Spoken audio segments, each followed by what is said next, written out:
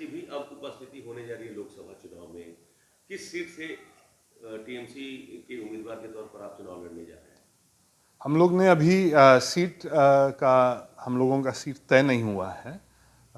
हम लोग की नेता तृणमूल कांग्रेस की राष्ट्रीय चेयरपर्सन और पश्चिम बंगाल की मुख्यमंत्री आदरणीय ममता बनर्जी ने इंडिया गठबंधन की बैठक में अखिलेश जी से ये निवेदन किया है कि अगर आपको उचित लगे तो हमारे पार्टी के भी एक उम्मीदवार उत्तर प्रदेश के इस लोकसभा चुनाव में लड़ना चाहते हैं।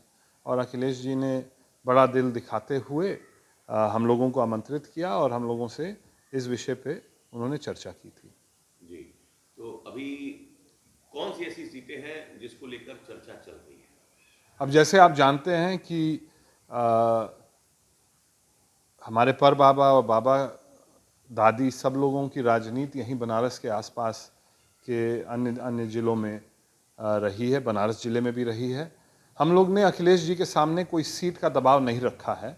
हमने उनसे निवेदन किया है और आदरणीय ममता बनर्जी का भी ये कहना है कि इस वक्त ज़रूरत है कि कौन भारतीय जनता पार्टी के उम्मीदवार को सबसे कड़ा टक्कर दे सकता है, कौन भारतीय जनता पार्टी को हरा सकता है। उस उम्मीदवार को मैदान में उतरने की आवश्यकता है, उस उम्मीदवार को मैदान में उतरवाने की आवश्यकता है। तो हम लोग भी आदरणीय अखिलेश यादव जी से भी यही चर्चा किए हैं कि जहाँ से उनको उपयुक्त लगे वहाँ से हम लोगों को चुनाव मैदान में उतारें। चंदौली, भदोही, मिर्जापुर, बनारस, 4 सीटों की बात हो रही है। अब आप बात करते जाइएगा।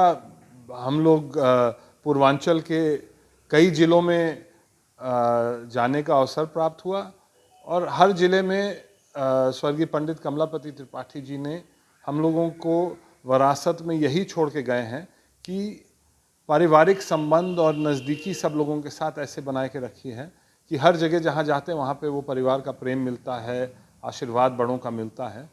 पर स्वाभाविक रूप से और निश्चित रूप से हम लोग ज़्यादातर अपनी राजनीति इन्हीं 3-4 जिलों में ज़्यादा किए हैं।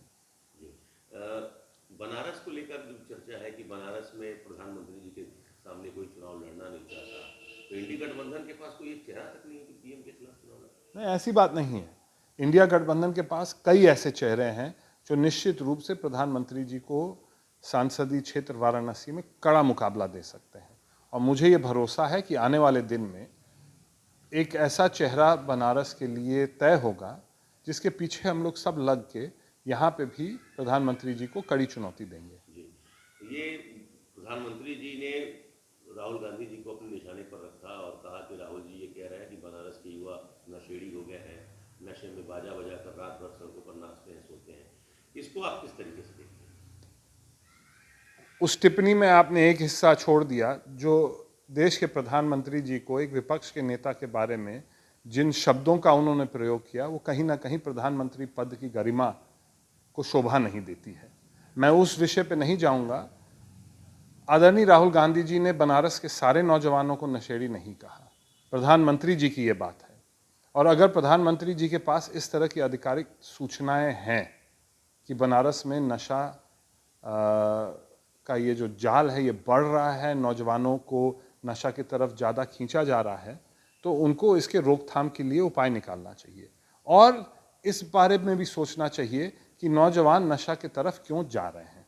पिछले 10 साल में नए रोज़गार के जो ज़रिए होने चाहिए थे, जो उपलब्ध होने चाहिए थे पूर्वांचल में और विशेष करके बनारस में, वो शायद नहीं हुए हैं। जो नौजवानों को सही दिशा और दिशा देने की शिक्षा नीति होनी चाहिए, हो सकता है वो बनारस में सुचारू रूप से नहीं चल रही।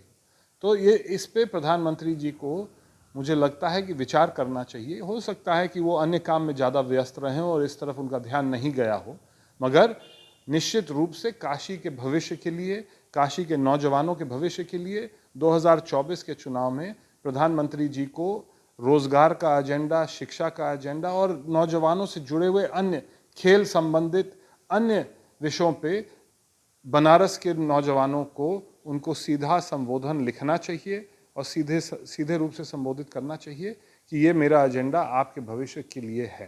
आखिरी सवाल, कांग्रेस में आपकी फिर से वापसी कब तक संभव है, क्या है? इस पे कोई ना विचार हो रहा है, ना हम लोग ने चर्चा किया है।